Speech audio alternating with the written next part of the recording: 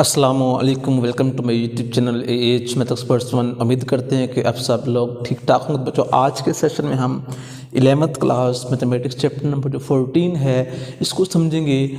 और इसमें से बच्चों बोर्ड के अंदर 2 शार्ट क्वेश्चन आते हैं और एक एमसीक्यूज आता है। तो मतलब आपके इस चैप्टर में 5 नंबर का पेपर आता है बोर्ड के अंदर और उसकी बस एक ही एक्सरसाइज है। तो आइए चैप्टर का बच्चों सबसे पहले नाम सुन लें। चैप्टर का बच्चों नाम है सॉल्यूशन ऑफ ट्रिग्नोमेट्रिक इक्वेशंस। इसमें सॉल्यूशन ऑफ ट्रिग्नोमेट्रिक इक्वेशंस सबसे पहले हम देखते हैं कि ट्रिग्नोमेट्रिक इक्वेशंस होती कौन सी हैं। तो ट्रिग्नोमेट्रिक इक्वेशंस या ट्रिग्नोमेट्रिक मुसावातें ऐसी मुसावातें होती हैं जिसके अंदर कम अज़ कम एक ट्रिग्नोमेट्रिक फंक्शन दिया हो, मतलब उसमें साइन दिया हो, कॉस टेन, कोई भी फंक्शन दिया हो। मेन फंक्शन 3 है, साइन कॉस टेन, इनके रेसिप्रोकल भी 3 हैं। तो जिस इक्वेशन में भी कोई भी ट्रिग्नोमेट्रिक फंक्शन होगा उसको बच्चों हम नाम देंगे ट्रिग्नोमेट्रिक इक्वेशन का। For example sine of x बराबर है 1/2। तो ये भी एक इक्वेशन है। इक्वेशन क्यों है? क्योंकि इसमें दरमियान में बराबर का निशान लगा हुआ है। तो जिस रिलेशन में बराबर का निशान होता है तो उसको हम कहते हैं इक्वेशन। अब ये ट्रिग्नोमेट्री क्यों है? क्योंकि इसमें एक ट्रिग्नोमेट्रिक फंक्शन नज़र आ रहा है। फंक्शन ट्रिग्नोमेट्रिक 1 भी हो सकता है, 2 भी हो सकते हैं, 3 भी हो सकते हैं। कम अज़ कम एक फंक्शन होना ज़रूरी है। फिर हम उसको बच्चों नाम देंगे ट्रिग्नोमेट्रिक इक्वेशन का। अब है इसको हमने सॉल्व कैसे करना है। अब सॉल्व के लिए आपने इसके 3 मेन स्टेप हैं। आपने देखना है कि जो उसने हमें फंक्शन दिया हुआ है क्या वो फंक्शन पॉजिटिव है कि नेगेटिव है। अब ये कहाँ से चलना है पता? बराबर के बाद उसने यहाँ पे कोई साइन लगाया होगा सवाल के अंदर। अगर साइन नहीं है तो वो फंक्शन पॉजिटिव है, अगर साइन है माइनस का मेंशन होगा फिर वो फंक्शन कैसा होगा? माइनस का होगा। नंबर 1। फिर आपने देखना है कि जो साथ कीमत लिखी हुई है वो किस एंगल पे आती है। ये हमारा सेकंड स्टेप होगा। फिर हमने उसको आगे उन क्वाड्रेंट में ले जाकर आगे सॉल्व करना है। तो अब ये भी बच्चों ये मैंने कुछ टेबल लिखा हुआ है जिनका इस्तेमाल हर सवाल में जिसको भी हमने सॉल्व करना है कोई ना कोई उसने हमें कीमत दी होगी। हमने देखना है कि इस कीमत के करस्पॉन्डिंग कौन सा एंगल बनता है। π/6 बनता है, π/4 बनता है, π/3 या π/2। 90 की मैंने कीमत नहीं लिखी यहाँ पे। तो ये टेबल बहुत ही ज़रूरी है आप लोगों के लिए। अब ये टेबल याद कैसे रखना है वो मैंने एक सेशन किया, वीडियो बनाई हुई है, how to remember trigonometric table. तो वहाँ से आप देख सकते हैं। यहाँ 9 पॉइंट जो बच्चों 2 है ना, उससे पहले मैंने एक वीडियो बनाई हुई है टेबल याद करने का तरीका। उसी वीडियो के अंदर ये टेबल भी मैंने सिखाया हुआ है इसको बनाते कैसे हैं। तो अब बच्चों उसके आगे आपने क्वाड्रेंट का हिसाब लगाना होता है। तो यहाँ बच्चों 0 होता है, यहाँ बच्चों होता है π/2, यहाँ बच्चों होता है पाई, यहाँ होता है बच्चों 3π/2, चक्कर लगा के यहाँ पे होता है बच्चों 2π। अगर फ़र्ज़ करें कि हमारा जो आंसर है वो सेकंड क्वाड्रेंट में लाई कर रहा है तो हमने बच्चों सेकंड में जाने के लिए पाई में से गिवन एंगल को माइनस कर देना है। अगर हम बच्चों थर्ड में जा रहे हैं तो पाई में उस एंगल को प्लस कर देंगे। अगर हम बच्चों फोर्थ में जा रहे हैं तो 2π में से हम वो एंगल माइनस कर देंगे फोर्थ में जाने के लिए। ये है थर्ड में जाने के लिए। तो फर्स्ट में जो एंगल बच्चों होता है हम वही लिख देते हैं। ये तो था हमारा क्वाड्रेंट का हिसाब। अब फर्स्ट क्वाड्रेंट में बच्चों सारे फंक्शन पॉजिटिव होते हैं, ऑल पॉजिटिव फर्स्ट क्वाड्रेंट में। सेकंड में साइन पॉजिटिव होता है और साथ इसका जो उल्टा है बच्चों वो कोसिकेंट, ये पॉजिटिव होते हैं। थर्ड में बच्चों अल्लाह सब तू टेन होता है पॉजिटिव और साथ बच्चों होता है कॉट पॉजिटिव। फोर्थ में बच्चों कॉस पॉजिटिव होता है और साथ होता है बच्चों सीकेंट पॉजिटिव। एक सेंटेंस है अल्लाह सब तो चंगा, उसके लिहाज से हम देख सकते हैं कि किस क्वाड्रेंट में कौन सा जो फंक्शन है वो पॉजिटिव है, और मैंने बता दिया कि हमने क्वाड्रेंट के अंदर कैसे जाना है। अब जो हम चलते हैं अपने जो मेन सवालात हैं एक्सरसाइज नंबर 14, और आज के सेशन में जो हम उसका जो सवाल नंबर 1 है उसको कवर करेंगे अपने इस सेशन के अंदर। फिर इंशाल्लाह जो इससे नेक्स्ट क्वेश्चन होगा मतलब सवाल नंबर 2 वो भी समझेंगे। तो सवाल नंबर 1 के बच्चों 4 पार्ट हैं। तो क्वेश्चन नंबर 1 लिखा हुआ है बच्चों हमारे पास पहले पार्ट में, साइन x बराबर है -√3/2। तो अब देखिए तो ये साइन माइनस में है, तो पहले हमने इस माइनस का जवाब देना है। सिंस साइन इज नेगेटिव, अब साइन नेगेटिव कहाँ होता है वो मैंने जो क्वाड्रेंट बताया था उसमें देखना है। Sine is negative in 3rd and 4th quadrant. मैंने अभी इस माइनस का जवाब इस लाइन में दिया है कि जो साइन होता है बच्चे वो माइनस होता है किस किस क्वाड्रेंट में, तीसरे क्वाड्रेंट में और चौथे क्वाड्रेंट में। आगे देखना कि ये वाली वैल्यू किस एंगल पे आती है, with reference angle, with reference angle. Reference कहते हैं नुमाइंदा जाविया, कितना एंगल पे, √3/2 ये बच्चों आती है π/3 के ऊपर, π/3 के ऊपर। अब हमने पहले जाना है 3rd क्वाड्रेंट में,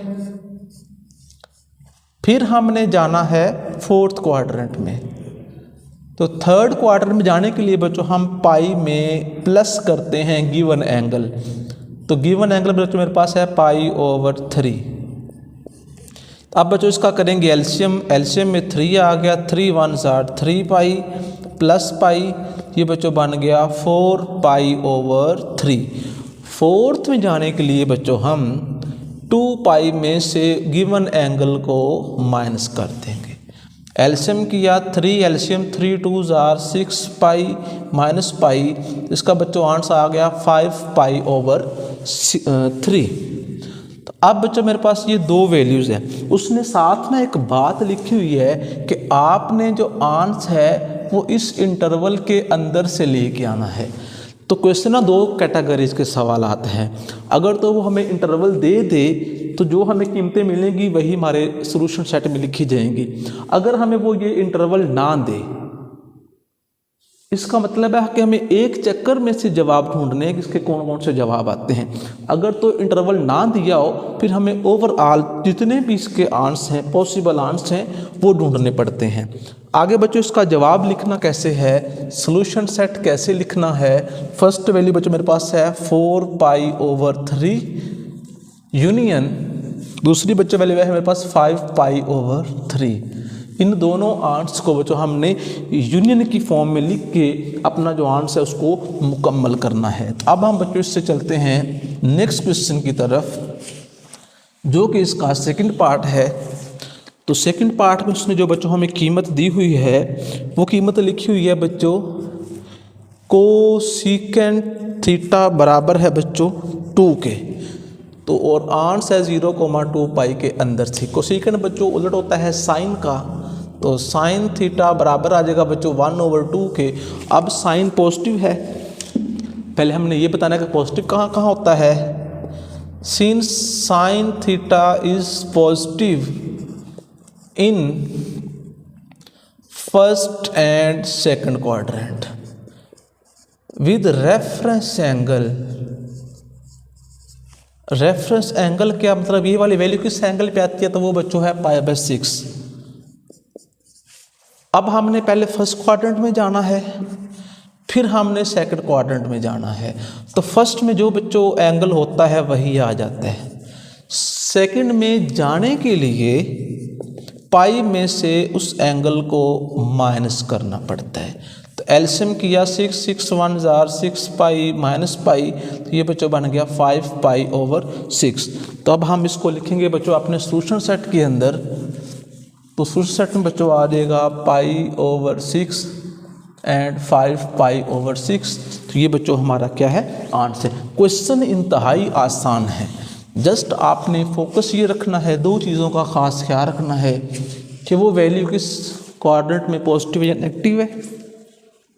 आगे बच्चों उसका थर्ड पार्ट लिखा हुआ है सीकेंट एक्स बराबर है बच्चों -2। सीकेंट बच्चों कॉस का उलट है, तो कॉस एक्स बराबर आ जाएगा बच्चों -1/2 के। इसको रिवर्स किया, अब नेगेटिव है, since cos is negative in second and अल्लाह सब तुम third quadrant with reference angle. अगर हम देखें तो जो 1/2 है बच्चों वो किस पे आ रही है, कॉस के लिए 60 पे आ रही है, π/3 के ऊपर आ रहा है। अब बच्चों पहले हम जाएंगे सेकंड क्वाड्रेंट में, फिर हम जाएंगे थर्ड क्वाड्रेंट में। तो सेकंड में जाने के लिए बच्चों हम उस एंगल में पाई में से वो एंगल माइनस करते हैं, पाई माइनस π/3, एलसीएम में 3 आ गया, 3 1 जार 3 पाई माइनस पाई, तो आंस में आ गया 2 π/3। थर्ड में जाने के लिए हम पाई में वो गिवन जो एंगल है बच्चों वो प्लस करते हैं, एलसीएम किया 3 3 1 जार 3 पाई प्लस पाई, 3 + 1 ये बच्चों बन जाएगा 4 पाई, तो आंस में आ जाएगा 2 π/3। इधर से बच्चों आ जाएगा 4 π/3। यही बच्चों हमारा क्या होगा, आंसर होगा। इसके बाद बच्चों हम इसका अब फोर्थ पार्ट समझते हैं कि फोर्थ पार्ट में उसने हमें कौन सी जो कीमत है वो दी हुई है। इंटरवल उसका बच्चों हमारे पास यही है जो उसने हमें दिया हुआ है। तो फोर्थ पार्ट में बच्चों लिखा हुआ है कॉट थीटा बराबर है 1/√3 के। कॉट की बच्चों हमारे पास कीमत नहीं है टेबल के अंदर, tan की है, तो कॉट को बच्चों हम tan में चेंज करते हैं तो √3 बनेगा। tan पॉजिटिव है, since tan theta is positive in first and अल्लाह सब तुम third quadrant with reference angle. अब ये वाली कीमत बच्चों अगर हम देखें किस एंगल पे आती है, √3 ये 60 पे आती है, मतलब π/3 के ऊपर आती है। तो फर्स्ट में जो बच्चों हमारे पास एंगल आएगा, फर्स्ट क्वाड्रेंट में एंगल जो होगा वो यही आएगा। उसके बाद है बच्चों हमारे पास थर्ड क्वाड्रेंट। थर्ड में जाना कैसे है, पाई में वो गिवन वैल्यू बच्चों हमने प्लस करनी है जो रेफरेंस एंगल होता है।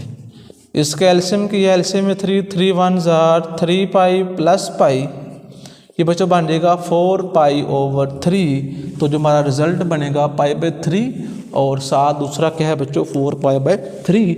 इस एक सवाल में से पेपर के अंदर कम अज़ कम एक पार्ट 100% एश्योरिटी है कि पेपर के अंदर एक पार्ट लाजमी आएगा। जो इससे नेक्स्ट सवालात होंगे बच्चों उसको हम इंशाअल्लाह अज़ीज़ जो इससे नेक्स्ट सेशन होगा उसके अंदर समझेंगे। मज़ीद वीडियोस के लिए चैनल को सब्सक्राइब करें और साथ दबाएं घंटे वाला बटन ताकि जब भी कोई वीडियो अपलोड की जाए तो आप तक बर वक्त पहुँच सके। रखें दुआ में याद। अल्लाह हाफिज़।